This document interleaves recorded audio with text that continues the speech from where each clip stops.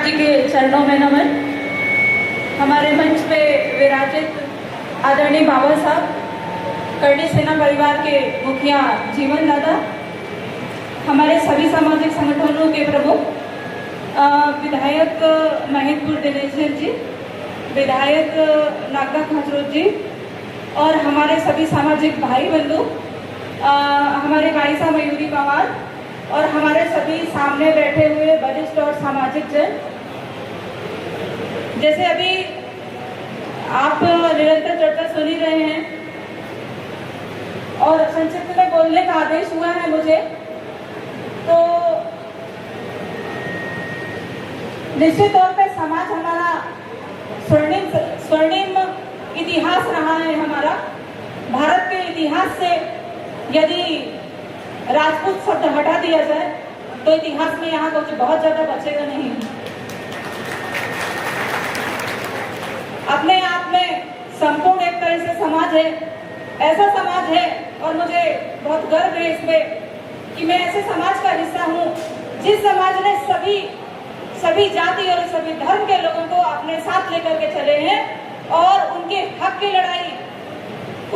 लड़ाई की अपने खून से सींचा है। लेकिन चाहे गरीब हो, चाहे अमीर हो, किसी भी जाति वर्ग का हो, किसी भी धर्म का हो, उसके लिए समाज ने हमेशा लड़ाइयां लड़ी है और अपनी जान की कुर्बानी दी है। लेकिन आज जो वर्तमान स्थिति है, आज प्रजातंत्र है, लोकतंत्र है और इस लोकतंत्र में जब तक आप इस वर्तमान युग के हिसाब से नहीं चलेंगे और अपनी गतिशीलता को बढ़ाएंगे नहीं, निश्चित तौर पे हमारी जो परंपराएं हैं बहुत अच्छी हैं, बहुत स्वर्णिम है। अभी कुछ दिन पहले आप लोगों ने सोशल मीडिया के माध्यम से देखा होगा कि जयपुर की एक लेडीज थी जो वैश्विक स्तर पे कांस का एक समारोह हुआ था, उसमें पे राजपूती पोशाक पहन करके गई थी और राजपूती पोशाक पहनने के बाद में पहले तो देखा हम लोग को बहुत अच्छा लगा कि हमारी पोशाक कांस में, लेकिन उसके बाद जो उन्होंने नेगेटिव उसके लिए शब्दावली बोली कि घूंघट से मुक्ति चाहिए। मतलब उन्होंने घूंघट को ऐसा बोला कि घूंघट एक बहुत बुरी चीज है, उस प्रथा से कुप्रथा से हमें मुक्ति चाहिए।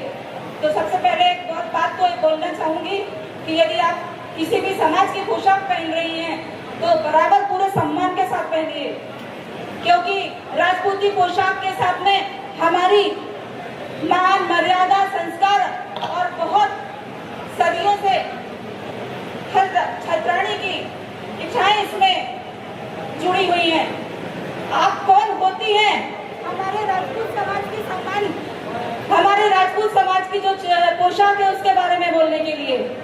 इसलिए मैं ये बोलती हूँ कि घूंघट हमारे लिए कोई भी घूंघट एक बोझ नहीं है। घूंघट हमारी प्रथा रही है और हम इसे सम्मान धारण करते हैं। इसलिए समाज की किसी भी जो भी हमारी संस्कार हैं, जो हमारी पुरानी परंपराएं रही हैं, उसको हम आज भी धारण करते हैं और बिल्कुल सर आंखों पे रहती हैं। इसलिए मेरा यही कहना है कि आगे महिलाएं बढ़ें, लेकिन पुरानी जो हमारी परंपराएं उसको साथ में लेकर के चलें। क्योंकि जैसे आप देखते हैं कि हमारे समाज की कोई भी 22 लोग आगे यदि आती है किसी भी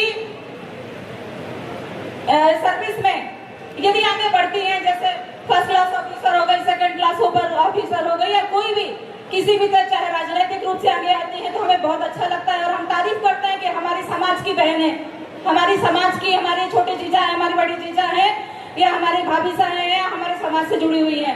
लेकिन मैं कहना यही चाहूंगी, यदि आपको गर्व करना है तो उसके लिए शिक्षा पर ध्यान होगा, क्योंकि मैं सामाजिक कार्यकर्ता भी हूँ और राजनीतिक भी हूँ। लेकिन मैं जब लोगों के बीच में जाती हूँ, अपने समाज की महिलाओं के बीच में जाती हूँ, अपने परिवारों में जाती हूँ, तो देखती हूँ कि सबसे कम यदि ध्यान दिया जा रहा है तो शिक्षा पे दिया जा रहा है। हमारे जीजाएं लोग जो हमारे बड़े हैं वो बाकी तो सभी ज्ञान रखते हैं, लेकिन क्योंकि पुरानों का अनुभव बहुत होता है, लेकिन जो आज की जरूरत है उसके हिसाब से हमें चलना होगा।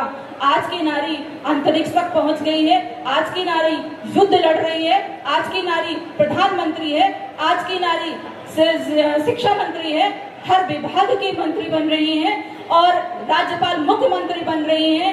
उसके साथ में ही ग्राम पंचायतों की सरपंच बन रही है, चाहे जिला या जनपद हो वो भी बन रही है महिलाएं। तो महिला शक्ति को आंकना छोड़िए, क्योंकि 50% तो इस सारी निकायों में रिजर्वेशन है और आने वाले दिनों में 33% की भी दिया जाना है। तो इस तरह से हम अपनी महिलाओं को जरूरत पड़ने पे, अभी तो बोलेंगे कि नहीं हमारे घर से नहीं निकलती, लेकिन मैं आपसे यही चीज पूछना चाहती हूँ कि जिस दिन 50% आरक्षण हो जाएगा और आपकी सीट रिजर्व हो जाएगी, आप आपके घर की माँ को भी निकालेंगे, आपकी बहन को भी निकालेंगे, आपकी पत्नी को भी निकालेंगे।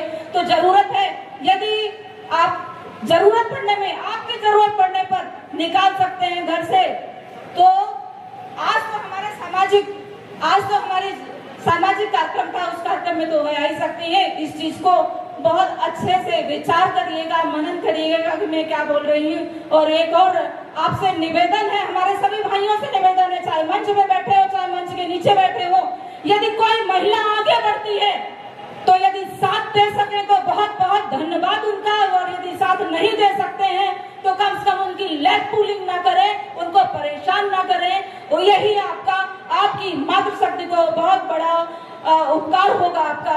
यही मेरा आप सभी से निवेदन है। बहुत बहुत धन्यवाद।